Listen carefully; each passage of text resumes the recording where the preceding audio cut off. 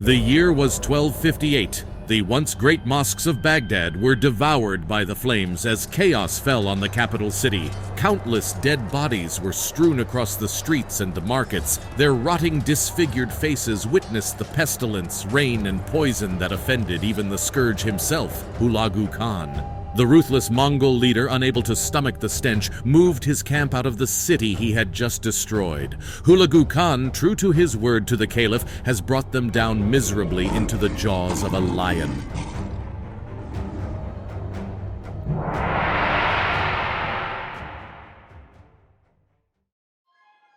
The Mongol arrival into the Muslim Empire was the single most devastating moment in the history of the Muslim Middle East. When Hulagu Khan demanded the Abbasid Caliph al-Mustasim to surrender, the caliph challenged Hulagu, saying, "Every monarch who has attacked the Abbasid dynasty in Baghdad has met a sad doom. The foundation of this palace is extremely strong and will last until doomsday." Hulagu Khan responded with, "I shall bring you down miserably into the jaws of a lion." At the time, Baghdad was the biggest and most prosperous city in the world, approximately having a population of 1 million. It was peerless in the world and was the center of the Islamic Golden Age, the greatest period of human flourishing in knowledge and progress. The sacking of Baghdad within 10 hellish days marked the end of the incredible progress that characterized the Muslim world at that time. Syria had been conquered. Persia, despite having the infamous Assassins' Guild, which struck fear into the hearts of the Christian Crusaders, was completely decimated. The Mongols were utterly unstoppable. By the year 1260, the Mongols had unleashed their fury across the Middle East, decimating numerous major powers in the region, and intimidating nearly all the others into surrender. All except for one. In Egypt, the last great Islamic power stood strong.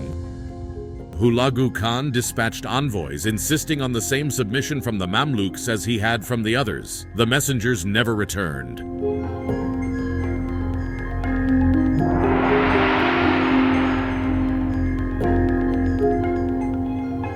While the Mongol forces were leaving a path of destruction in their wake, a power was rising in Egypt that would ultimately resist the invaders. This power was the Mamluk Sultanate, an Islamic empire forged by the military and political prowess of enslaved Turkic soldiers who had risen to power. The Mamluks, once considered property, had overthrown their Ayyubid masters in 1250 and established their rule. They transformed Egypt into a center of culture, commerce, and most importantly, military might.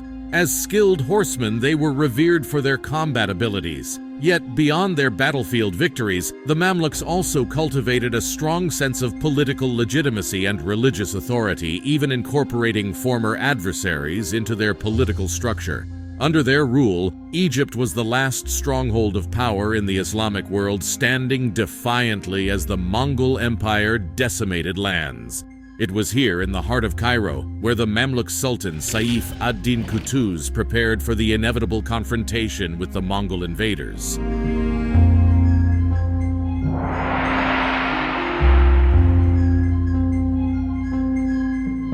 Qutuz met with Hulagu's envoys. As usual, they asked him to submit to the Mongol powers, or else the entire kingdom would be sacked, much like Baghdad and others before them. Qutuz, instead of complying, had the envoys and ambassadors' decapitated heads displayed on Cairo's gates. This was not only a resounding rejection of the Mongols' demands, but also a provocation, a public declaration of war, and the Mongol invasion of the Mamluk Sultanate was afoot. They would have suffered the same fate as the other Muslim powers, if not for a miracle that came in the form of the great Khan Mongka's death. This meant the empire needed a new great Khan, and Hulagu was one of the potential candidates for the throne. This sent a ripple through the entire Mongol Empire, and a civil war was about to break out, prompting Hulagu Khan to return to Mongolia. On his journey back, Hulagu left with most of his powerful army and only left behind one tumen, or approximately 10,000 men. He left them under the command of his best general, Kitbuka Noyan, to defend the Levant, a geographic region in the eastern Mediterranean. Qutuz was jubilant at his fortune. Victory seemed within grasp, and with it the chance to rid Palestine of the Mongol occupation army. Kutuz knew well the paradox of his situation. His relationship with the Christian Crusaders, whose armies still controlled significant portions of the Levant, had been fraught with conflict and animosity. Yet now these same adversaries were providing access to their ports. They too wished to see the Mongol menace driven away.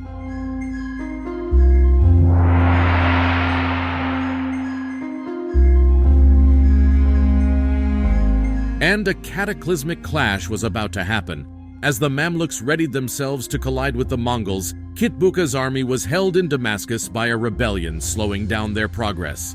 Kutuz moved north and ordered his troops to camp outside of Acre. Mongol spies spotted Kutuz's forces and reported back to Kitbuka that they were outnumbered 2-1. The Mongol army then was only 10,000 to 12,000 men, while the Mamluks was around 20,000. However, the Mongol general's confidence was brimming. After all, they'd beaten far larger armies into submission numerous times before. Unbeknownst to them, this arrogance would cost them a great deal. The Mongols believed they were invincible, and many would incline to agree. They defeated the Jin dynasty, crippled the Song dynasty, and completely decimated the Khwarezmian Empire and the Abbasid Caliphate by sacking Baghdad. However, Kutuz had no intention of joining the Mongols' lengthy list of victims. On September 3, 1260, Kitbuka crossed the Jordan River with his army, entering the valley near the village of Ain Jalut, the place where Goliath was slain by David. The Mongols charged forward against the Mamluk vanguard forces, easily picking them apart. Unbeknownst to them, they were falling for their own trickery. As the Mamluk forces began to feign retreat into the highlands, the Mongols, blinded by arrogance, took the bait. They gave chase to the retreating Mamluks, oblivious to the fact that they were falling for the same ruse they had used to vanquish countless enemies before.